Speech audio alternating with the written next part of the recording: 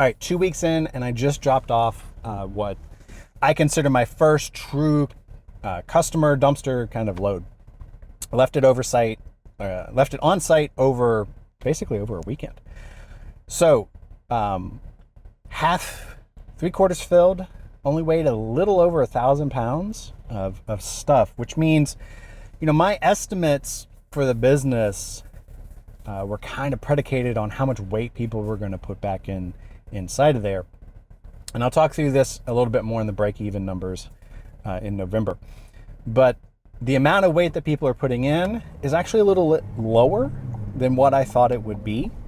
And I think that's really interesting that a lot of places will charge you for weight. And the weight that they're charging you for typically is 2,000 to 4,000 pounds.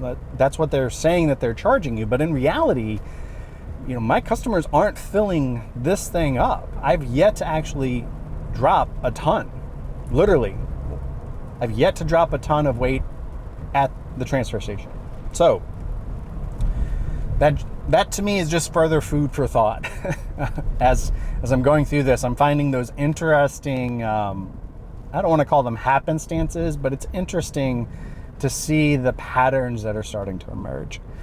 One thing that I maybe underestimated, the amount of time it does take to get to and from the transfer station, to and from the yard, it is starting to add up. And that is a concern that I'm going to have until I think I'm going from a site to the transfer station to another site and add a wash in between there, because there's some leftover debris here and there. It's never so horrible that I couldn't just sweep it real quick and actually just put it in my own dumpster, my own trash at home. It's never that bad, but still, I want to have clean bins. But the amount of time I think is going to be a concern until I get that steady rhythm going. And I think it's going to be that way for a lot of blue collar kind of jobs, where you're going to be serving customers that aren't traditionally served by the broader market.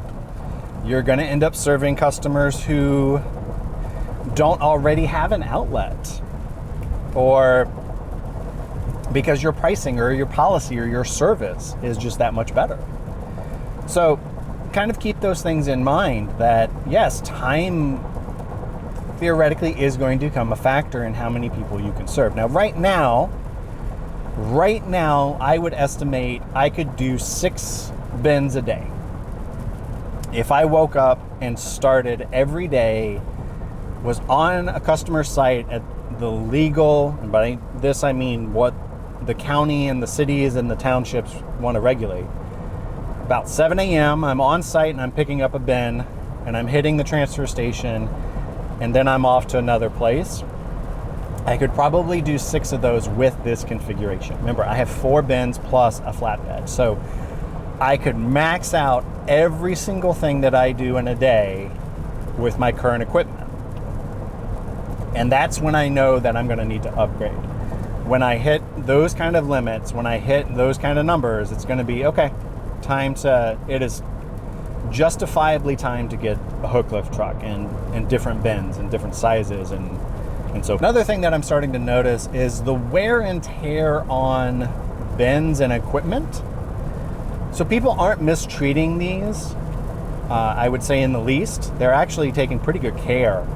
But the occasional scrape, the occasional bump, the occasional misalignment of my trailer to the bin itself, certainly the hook and the lift bar, they're going to need a constant fresh coat of paint, I will just say.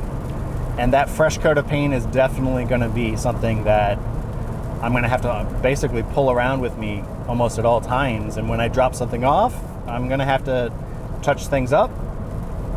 If it's going to sit in the yard for a couple of days, that's perfect, as long as it's not raining. But that's another thing to factor in, right? Not just maintenance for the trailer. I got to grease the trailer and I got to do some other things once it stops raining. But keeping the equipment looking the way that I want it to look, it's going to take some time. So a lot of the early portions of the business, I would say, are represented there in time. Being a one-man operation, for what I am doing here, totally doable. Totally doable. Even from the standpoint of helping people carry stuff to the bin and kind of doing that curbside, I don't mind helping. Particularly if I know them, I will certainly volunteer to help.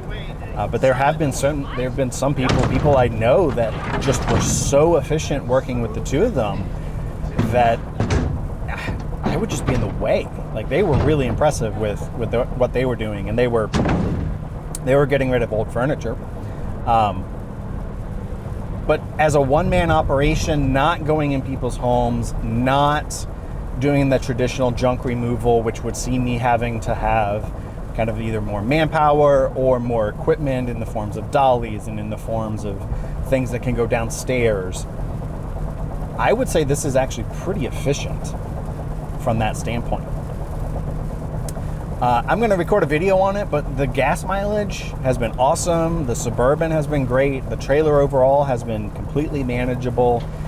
Learning how to back up properly has been a learning experience, but it is, again, completely doable because I have cameras, because I have equipment, and I'm bringing the technology in there so that, these kind of things are addressable, right? Normally you could have somebody kind of back there as a spotter for you. I don't have any of that. It's just me. But it's totally doable as a single person kind of operation. I would say one of the other things that has surprised me, they kind of go part and parcel.